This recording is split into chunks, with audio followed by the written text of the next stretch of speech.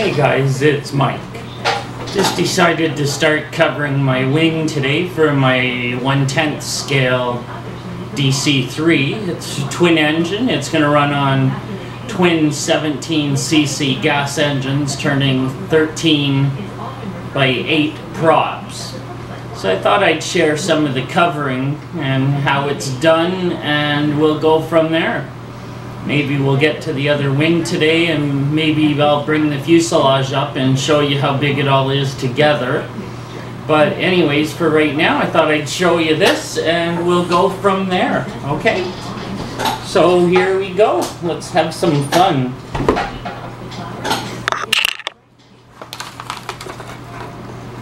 So basically, it's a heat shrink vinyl I apply, which you guys that do planes would know that. But if you don't, it just goes on with heat. Basically, all I'm going to do right now is line it up so I have a nice straight edge to work with. And then I'll go from there to the other side, stretch it out, and we'll see how it goes from there. I'm just initially trying to get just the one side stuck down, because it does need to be pulled a little snug so it will stretch out. So I think what I'm going to do is partially cover this side, then I'll go around and flip the product over, and we'll start from there. But anyways, it goes on pretty easy being heat shrink covering, and you'll see in no time how quickly you can get a big product like the DC3 covered. And it's actually a really easy process. A lot of fun. I would love to be able to do more of it. I don't know if you YouTubers are going to be interested in watching videos on how to scratch build planes, but that's what I'm into, so I thought I would try share it with you and see what kind of comments I get on doing it and what you guys think. So let me know, and if you're not interested in doing it, I won't do any more after this, but I hope you are, because I really enjoy doing it and I love sharing stuff. And I think pretty soon it's going to be a lost art on how to scratch build. Everybody's buying ready to run, whether it's in our scale trucks or in planes, and building something yourself, scratch building, is so much fun, and it's really enjoyable for me, and it makes me feel like I can actually still do something, because I've been limited as to what I can do from my wheelchair. So being able to build still allows me to feel like I accomplished something by the end of the day. So anyways, that's what I'm doing. Hopefully you'll be interested in watching. And I'm not just doing it for my own fun. But let me know. Please rate, subscribe, and comment below. I'd be happy to see what you think, and let me know. Basically, the wings are going to be done in 3 pieces. One to the top, one to the bottom, the front section, and then I'm going to do the wing tips in red.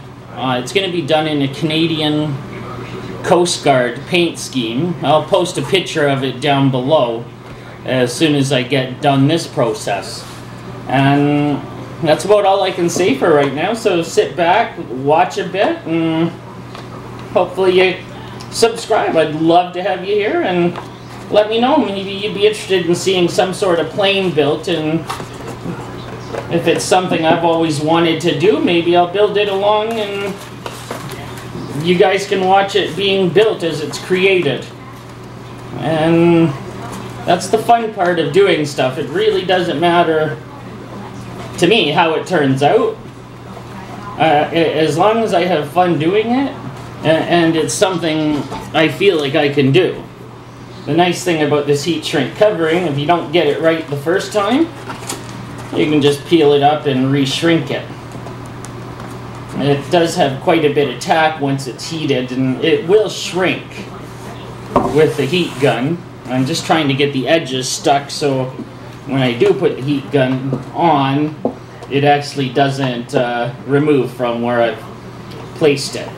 I've done that before, and it's been a lot of fun trying to get it back on to where it should go. So just about ready to get the heat gun out, and we'll go from there. So bear with me. I'm just gonna take a quick drive over to the right, and I'm gonna get the heat gun going here, and we'll see how well it turns out. Basically, it's not anything special. It's just a heat gun from, well, I live in Canada. It's a heat gun from Canadian Tire. My wife works there, so she helps me out with some of my tools. She likes me to have a hobby, so I thought I would share some of it with you. So bear with me and I'll be right back.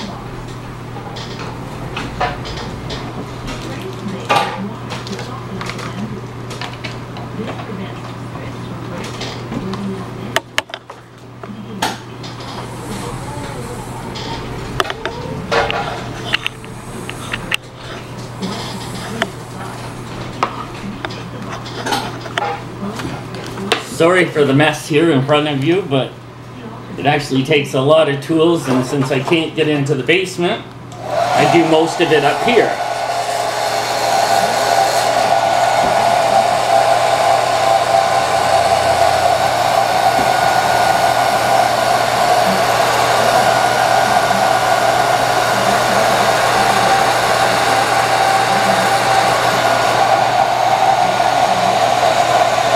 One thing I really like about being able to scratch build is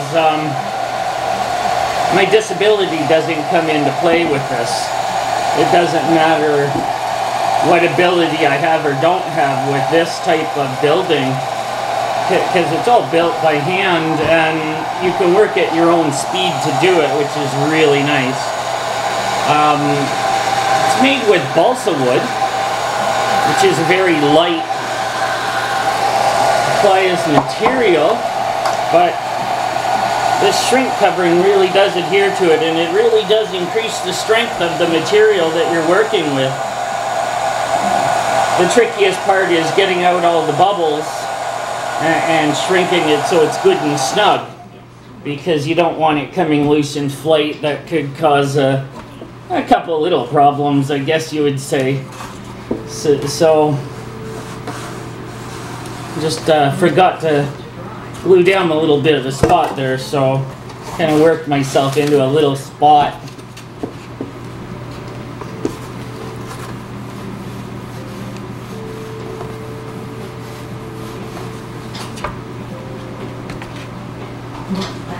As you can see, it's actually hollow material that I'm working with, and comes in rolls. If you're familiar with building planes and doing any repairs altogether, you'll know what I mean. It's actually quite an interesting product. Takes a bit to get all the wrinkles out of it, but once you figure out how to do it, you really don't have any problem with it. It's no different than what you guys do with your trucks. I'm just learning the truck side of the RC hobby, which I'm enjoying, but I really do like watching what I build take flight and leave the ground for the first time. It's actually quite a nice feeling. So what I'm going to do is get this so it's nice and taut everywhere, and then I'll trim the vinyl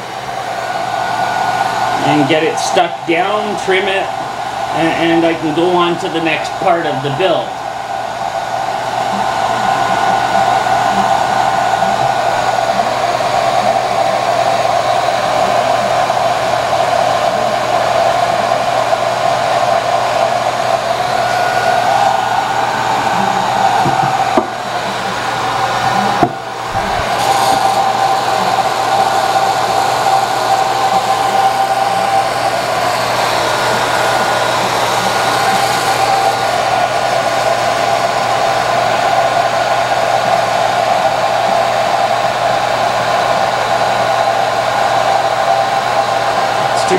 probably won't make it out on camera, but there's a wrinkle I'm following along this whole leading edge. And applying the heat in the right spots, it just pulls the wrinkles right out of the material. And that's what actually gives you the really nice finish. A couple of the planes I've been working on, I've been doing with fiberglass, which is a whole different monster. It's a lot of fun, but a little less forgiving when you do have the odd mistake. I'm by no means a professional builder. I do this for fun, just sheer enjoyment.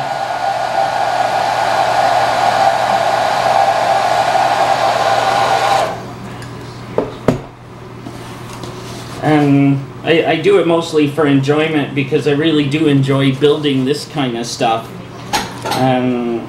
I've scratch built the wings on this, and we're slowly getting to where I'm happy with it. And in a second I'll be putting on the back piece of the covering, and after that we'll flip it over, do the front part. I've got to actually work it into all these grooves here, and you can see the balsa stringers. It's quite light. I don't think this wing weighs more than 3-4 pounds total. So like I say, it's a lot of fun. It's something, if you can afford it, it's well worth trying. I think once you get the hang of it, you would rather quite enjoy building something. And like I say, watching something take off for the first time, something you've built, and you get to watch it take off and fly up into the air as it leaves the runway, it is just an incredible feeling. And it's an incredible sense of accomplishment. Mechanically, it's really no different than building a full-scale plane. All the same principles go and apply to it. I know I see a lot of you guys flying the foam planes. Same idea, just a little more difficult. Something like this, I can repair it quite easily if I do crash. And I have crashed, so I try not to get too upset when I do it. Just got the leading edge done, so I'm just getting ready to start applying the top half of the wing. So once I can get this stuck on the front and back edge, then I'll come along with the heat gun and shrink it down. Heat gun and terry cloth, and that way I'll be able to get it nice and tight everywhere that I need it to be. And it actually goes pretty quick once you get going on it. It's just a matter of setting yourself up so you're good and straight on the edges and everything, and then just have fun. You really can't screw this up. You take your time, get it going down good and straight, and if you start to get little wrinkles in it, you can just peel it back up and re-shrink it down, and you'll find all these little edges will disappear on you. 90% of the time they will disappear on you. Sometimes you'll end up having to pull it back up and repositioning it. It's no different than some of your fancy paint jobs that people do with their cars or remote control trucks and trains and everything. You start off nice and slow, work away at it, and before you know it, you're at a point where you actually start making some decent leeway, and you just start applying it from there. It's actually one of the easiest ways of finishing off a project is covering it with this type of covering. It's nice and quick, but also fuel resistant, which is another important thing. you want to make sure that you're not going to get any, depending on what type of fuel you're using, but you want to make sure you're not going to get any of the fuel running into the balsa, because it does weaken the wood, and as it weakens, you will start to have structural problems with your plane, and that's really the last thing you want to have happen, is lose a plane from crashing it because you didn't get it tight enough on there or good enough sealed. It's all about taking your time, getting a good go at it, and pretty much just having fun.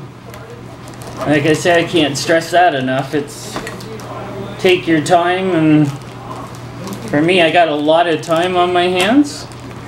Having a stroke, I get to spend a lot of time doing hobbies that I like, and my wife actually encourages me to do it, so I'm pretty fortunate that way. And I'm just going to flip it over here and remove some of the covering, and then I'll be able to actually show you a little better what's involved in it. So just bear with me as I cut off some of this excess covering, so we can get a little better sorted and get a little better shot at it.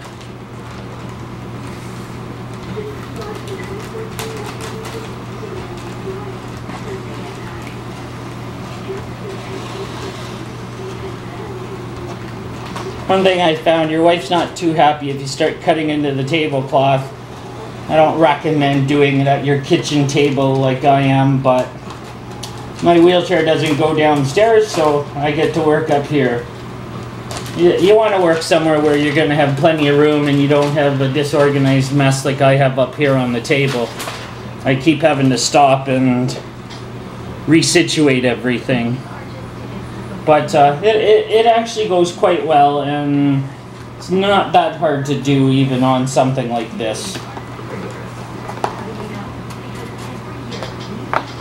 I'm just sealing it here a little over the edge, so when it does go on the other side, I'm not gonna be pulling it off of here. So I'm just trying to seal this little edge down right here on the outer flap section of the wing.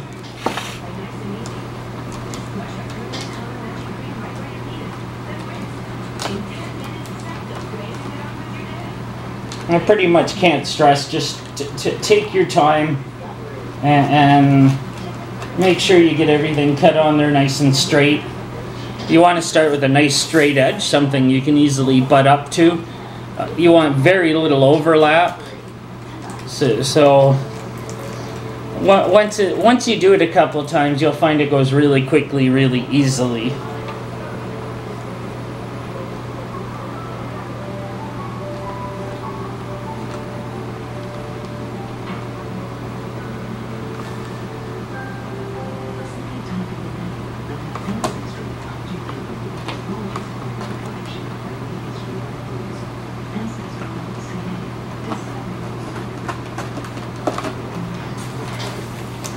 Just trying to get some of this cut, so when I do bring it over, it's going to be a lot easier to cover these little corners, and I'm just trying to leave enough material that I can fold it over, so when I do that, like I say, it's not going to pull off from the other side that I've already fastened.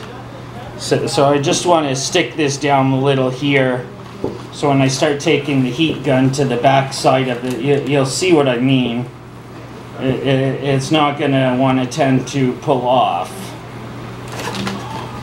because I don't want to lose what I have done when I start to shrink it.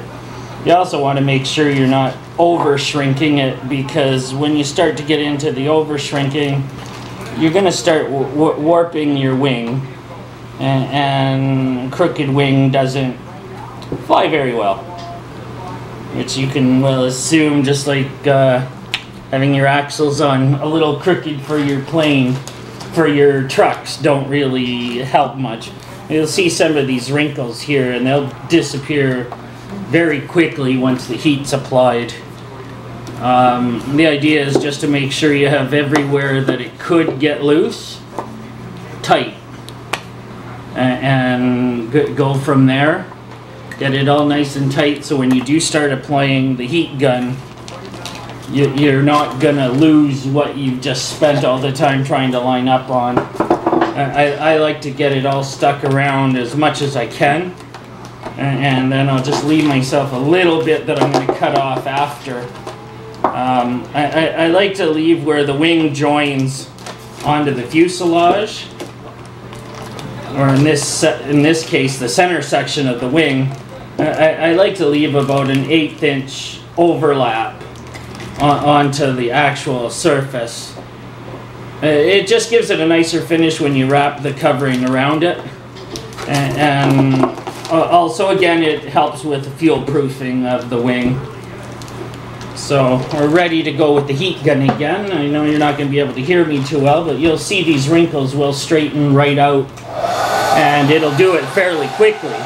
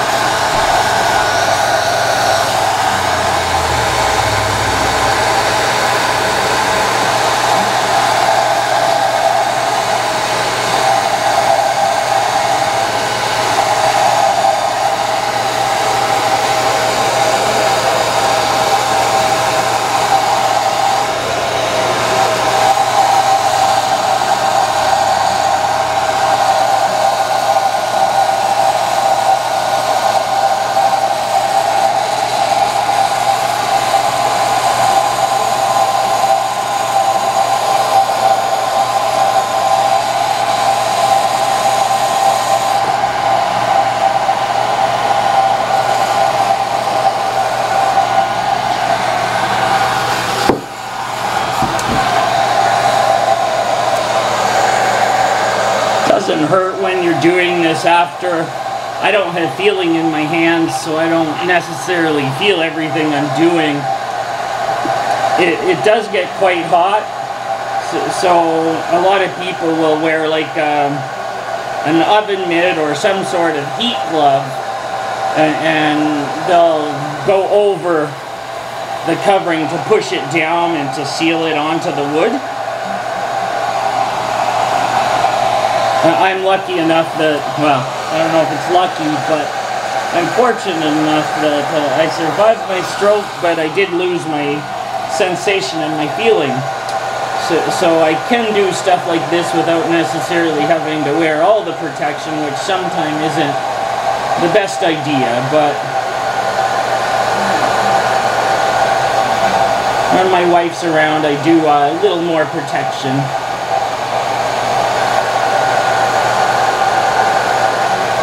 I don't know if you can see these wrinkles in here, how quickly they do disappear as you apply the heat to it.